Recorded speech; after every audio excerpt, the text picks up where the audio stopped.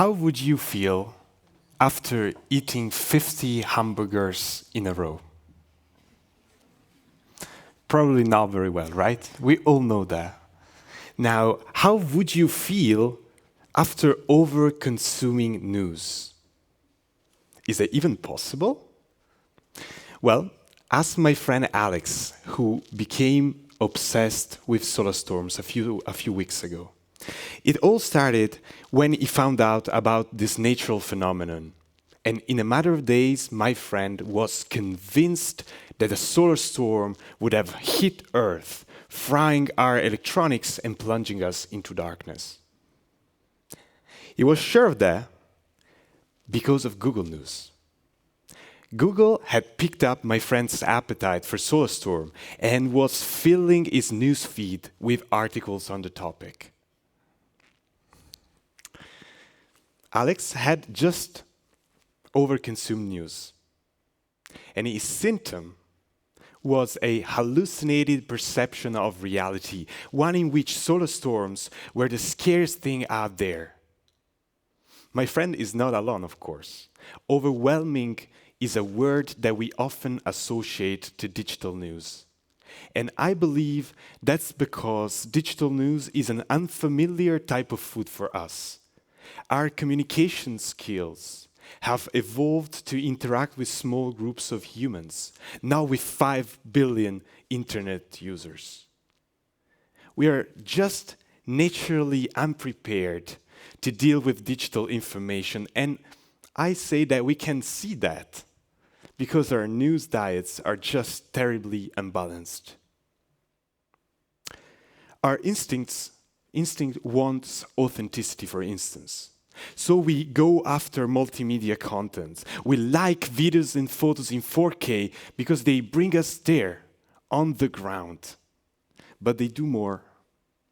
They trigger powerful emotions like empathy, compassion, and fear. Unfortunately, these vivid accounts of reality may just be too vivid. Authenticity to its extremes is triggering something called emotional fatigue, which drains our forces and eventually leaves us with a sense of hopelessness. Misled by our instinct, we see it under a deluge of sensationalism. Blood runs everywhere, wars, shootings, rapes. No wonder that all this suffering in high definition forces us to raise the shields, becoming duller, more indifferent in response. And so we find online news overwhelming, but we accept the pain. And the reason is that our instinct sees impartiality online. Oh, everyone has the right to speak up there, right? That's true, but unfortunately, impartiality is maybe not guaranteed. Everyone can write on the internet, but no one reads everything. Black boxes called algorithms decide what reaches our screens. Algorithms, not us, decide what articles make it to our newsfeed. If their choices are biased, our news diets will be too. And it turns out, as you may imagine, that algorithms do not provide a neutral selection of topics and views. They were designed to find the mix of content that keeps us glued to the screen for longer, but don't check that we can digest it. Algorithms make our news diets nutritionally incomplete. They hide from us key bits of information that could question our beliefs and, maybe just change our minds. As my friend Alex discovered, algorithms make us confuse trending news with relevant one. They lock us inside parallel realities called echo chambers. You may have guessed by now what's wrong with our news diets. The problem is not about specific content, but rather about the way we interact with news. We ask our instinct to judge specific articles, social media posts, but digital information does not exist in isolation. Unlike newspapers, the old school news, digital information travels fast, evolves constantly, and contaminates its environment. In this hyper-connected world, then, quality news means something different. And to define it, we shouldn't look inside news, but rather around it. Good content, in fact, is much more than factually accurate. It must be effective. It must work for us, empowering us to react sensibly to the challenges of our time. When evaluating the quality of news, then, we should focus on what news does to us.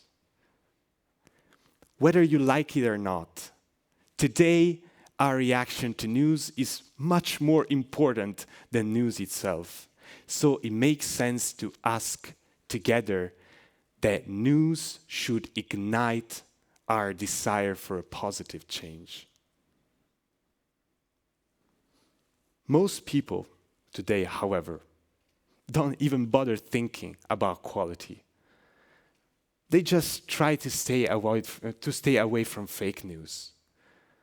But that won't fix their news problems in much the same way as avoiding rotten food does not ensure a healthy diet. And Eileen knows that well, right?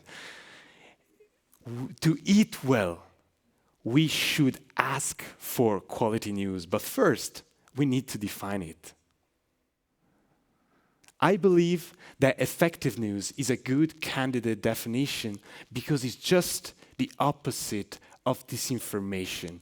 While disinformation uses rumors and suspicion to confuse us, effective news brings clarity and hope. It provides facts, right, but always informs that we can easily understand and digest. I believe that effective news is a concrete alternative to the toxic content that algorithms are serving us.